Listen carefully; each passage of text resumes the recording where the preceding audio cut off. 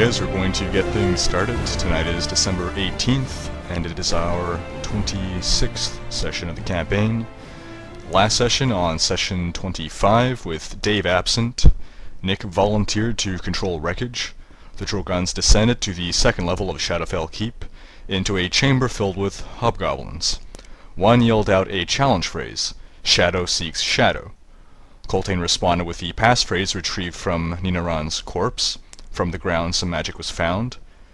To which the hobgoblin shouted, "It's the false passphrase, intruders."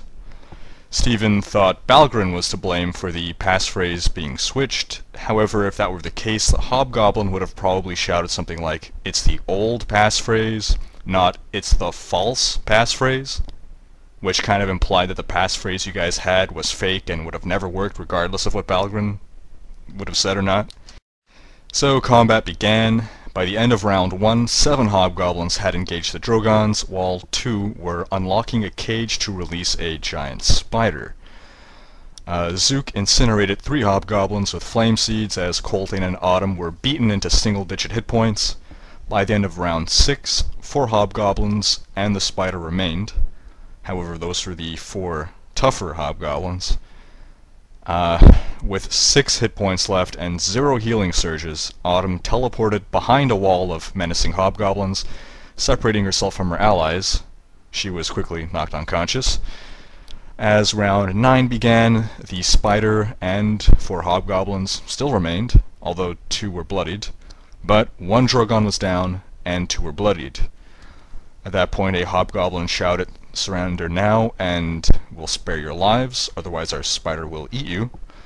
Wreckage and Coltaine surrendered, but the hobgoblins continued to beat them, ordering them to drop all of their weapons. Zook and Wreckage were beaten into unconsciousness, but Coltaine, with 1 hit point, grabbed the weapon he had dropped and escaped up the staircase. Using his special warlord ability, Extreme Courage. Also known as Brave Sir Coltaine. So before we go any further, I'd just like to have a quick post-mortem on that battle. Just to kind of analyze how things might have gone better. So what do you guys think could have gone better? And let's take all random factors. Let's take all random factors out of the equation. Okay, so nothing to do with D&D then. Definitely could have coordinated better. Let's expand on that. What do you mean by could have coordinated better? Actually, Could you give me some focusing on concrete? enemies to take them down one by one. Ah, there you go. So sort of, I guess to use a StarCraft analogy, microing your units to focus firing your units, basically. Okay, I don't even know what that means. I get it. As you said, focus fire. Instead of everyone attacking someone different, you all attack one enemy at a time to take down that enemy, because if you have 5 enemies remaining, and you're slowly whittling down each of their HP, you still have 5 enemies dealing damage to you.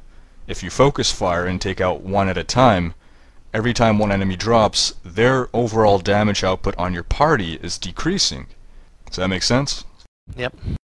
Also, if we tried to keep them more engaged, they seem to be getting some kind of bonus from what I could make out for being adjacent to each other. At least that's what you implied with their phalanx formation and stuff like that. So if we could split them up more, then maybe they wouldn't be so hard to hit.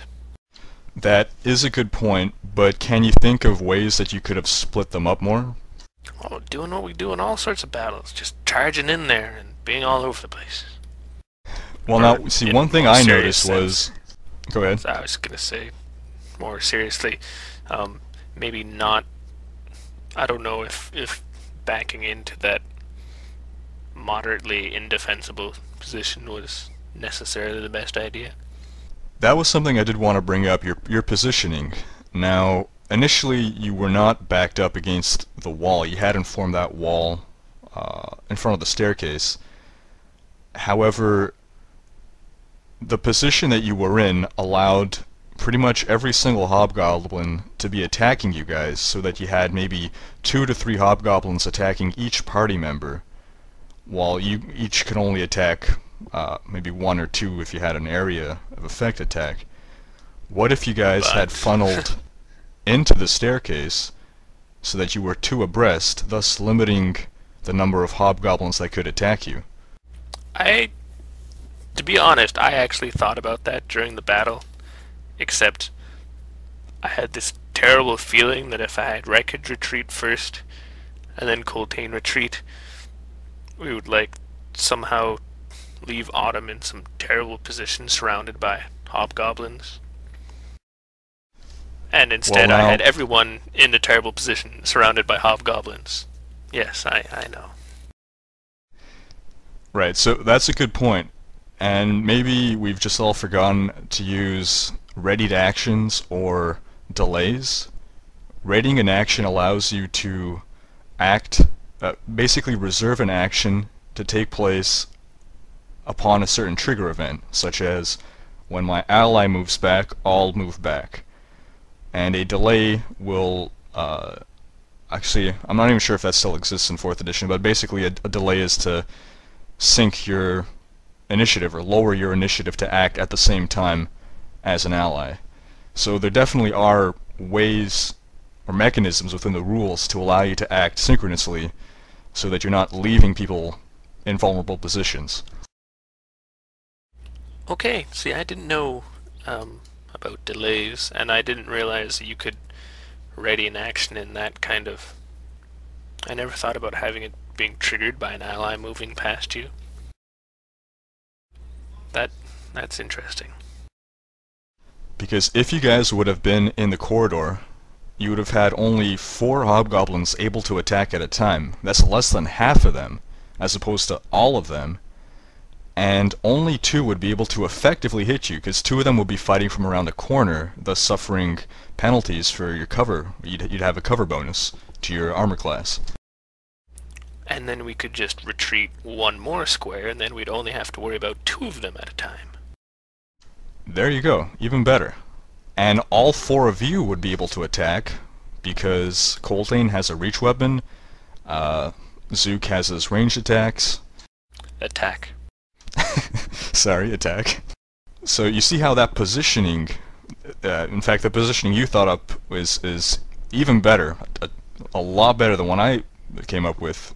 How much that would have changed the tide of the battle. Instead of having all 7 to 9 of them hitting you at a time, you'd have only had 2 of them hitting you at a time. Yeah, and it's embarrassing that I didn't get around to having that happen. And one last thing to consider would have been the 2 hobgoblins that went north to unleash that spider. Did you guys at any point think maybe, uh-oh, we don't want them to do whatever they're doing? Oh sure, just never can we stop them. Actually no, I thought that, and then I thought, seems unlikely. But then I'm gonna find out they're like 2 weak ones, and it would have been worthwhile just running in there and taking them down. Well, forget even, running in. You guys do have ranged attacks. So you might have been able to just hit them. I think you had a clear line of sight to hit them. And it took them like 3 rounds to open the cage, so you did have time to react and get in those attacks before they were able to release that spider. So all in all, I'm not saying that this was an easy battle. It was definitely a tough battle, but with some changes in your tactics, it could have swung a lot more in your favor than it did. And that's why I keep joking about how incompetent we are. Because it's not a joke. If I might say, it does sound like you're calling them idiots. But in a very diplomatic way. Highly diplomatic, yes. Now, in the heat of combat, it's very easy to forget things, and to not always make the wisest combat decisions, but not making the most optimal combat decisions does not equate to making terrible, horrible, idiotic combat decisions. I don't think we saw that kind of stuff. Some really bad combat decisions might have been all splitting up and running around in the room. That I think would have been pretty bad, but you guys did back up against the wall, so you were sort of forming or coming into a formation. It's just, certain things maybe didn't occur to you, and like you didn't know about the ready to action, so all in all, just food for thought for future battles. Because I've noticed that this adventure, the battles are definitely not easy, at least for the most part. The developers, I almost want to say they're mean. I don't know. There seem to be some pretty harsh battles in this adventure. Regardless, at this point, we shall move on. Some of you might have heard the voice of Doug, who will be joining us tonight and joining the campaign. His name isn't actually Doug, he's just a priest for the religion of Doug. That's why he's called the voice of Doug. Doug speaks through me.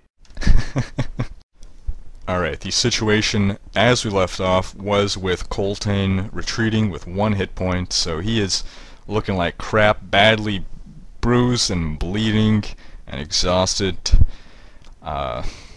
Luckily he did make away with his halberd, so he does have all his gear with him. As for the rest of the Drogans, they were all KO'd, lying on the floor, most of them not holding weapons anymore. At this point we're going to do a little time lapse. The 3 Drogans left behind. Actually, before we do that, who would like to NPC Wreckage, because Dave is still very sick. The poor guy. He has a very bad cold, and it's like messing up with his inner ear. His balance is all off. He can't walk straight. He's bumping into walls all over the place. Okay, well, I've Sounds got like an me idea. when I've been drinking. How about we don't let me control Wreckage